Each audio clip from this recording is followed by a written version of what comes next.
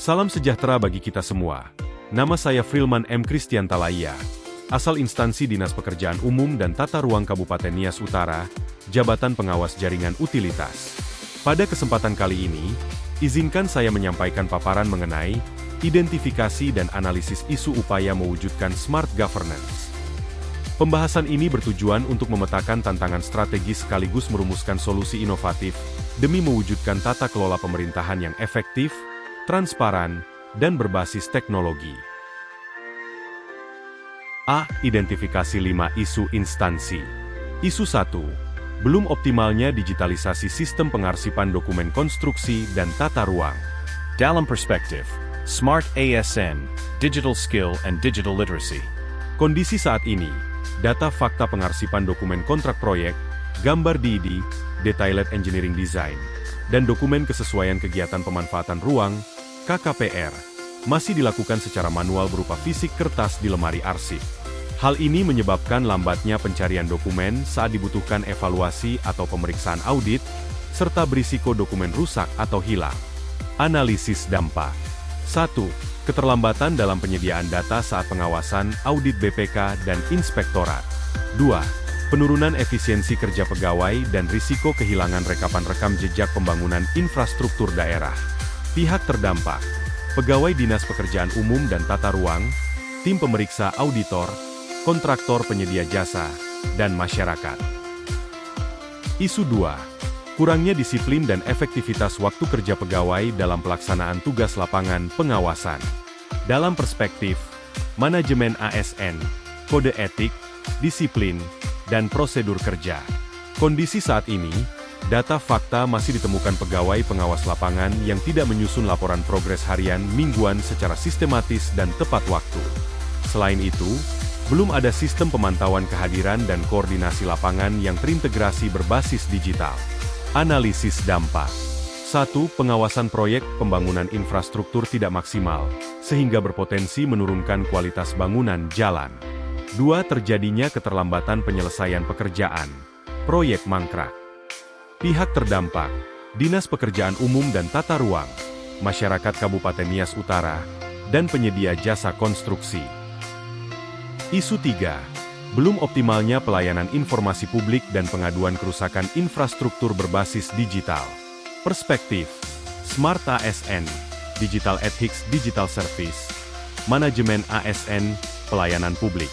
Kondisi saat ini, data fakta masyarakat masih harus datang langsung ke kantor Dinas Pekerjaan Umum dan Tata Ruang untuk melaporkan kerusakan jalan jembatan atau menanyakan status tata ruang. Karena portal web atau kanal aduan online dinas belum terintegrasi dan responsif. Analisis dampak. 1. Penanganan infrastruktur rusak menjadi lambat karena alur informasi terlambat sampai ke bidang teknis. 2. Rendahnya tingkat kepuasan publik terhadap kinerja pelayanan pemerintah daerah. Pihak terdampak, masyarakat umum, pengguna jalan, dan bidang bina marga cipta karya Dinas Pekerjaan Umum dan Tata Ruang. Isu 4. Rendahnya pemahaman pegawai terhadap penggunaan aplikasi Geographic Information System atau Sistem Informasi Geografis dalam pemetaan dan penataan ruang.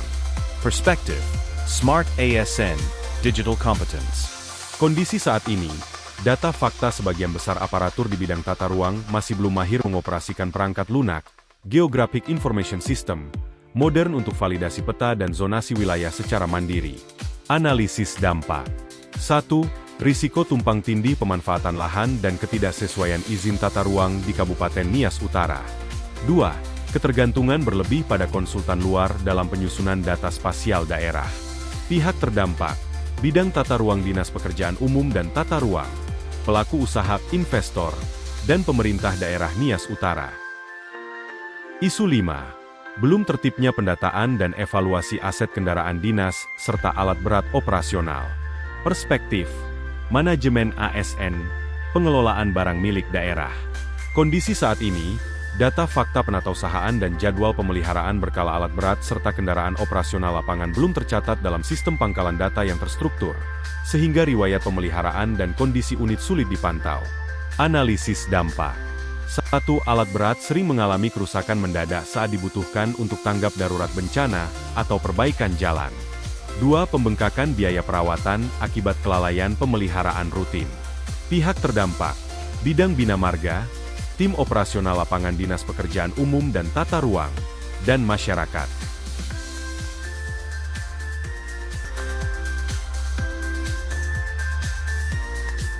One. Fishbone analysis. Manusia. Kurangnya keterampilan pegawai dalam pengelolaan arsip digital, digital literacy. Masih terbiasa dengan pola kerja tradisional berbasis dokumen fisik kertas. Metode. Belum tersedianya standar operasional prosedur, SOP, pengarsipan digital. Belum ada alur verifikasi dan sistem penyimpanan bersama yang terstruktur. Machine/material, sarana and prasarana.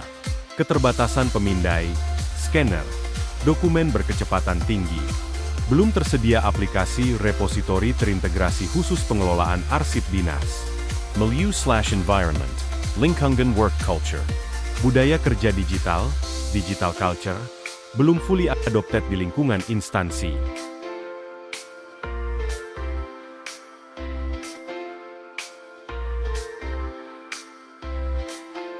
Optimalisasi pengarsipan dokumen konstruksi dan tata ruang, melalui pembuatan digital repositori berbasis Cloud Drive, dan penyusunan digitalisasi pada Dinas Pekerjaan Umum dan Tata Ruang Kabupaten Nias Utara. Tahapan rencana aksi kreatif. 1. Penyusunan kategori klasifikasi arsip. Menyusun tata kelola pengarsipan digital dokumen konstruksi atau tata ruang, serta membuat struktur folder terstandar berdasarkan bidang, tahun anggaran, dan jenis proyek. 2. Pembuatan repository digital, cloud drive/database. Membangun pangkalan data digital terpusat, shared cloud drive, dengan hak akses terbagikan yang aman dan terstruktur sesuai tingkat kewenangan. 3. Digitalisasi dan pemindaian berkas, scanning. Melakukan pemindaian, digitizing, sampel dan keseluruhan dokumen kontrak, gambar DID, serta berkas perizinan tata ruang dengan pola penamaan file yang seragam, file naming convention. 4. Sosialisasi dan pelatihan internal pegawai. Mengadakan sesi berbagi coaching bagi pengelola arsip dan staf antar bidang mengenai penggunaan repositori, teknik pencarian cepat, serta pemeliharaan data digital. 5. Evaluasi dan penerapan katalog QR Code. Membuat label QR Code pada fisik lemari arsip utama yang terhubung langsung ke link repositori digital untuk mempercepat pencarian data saat dibutuhkan.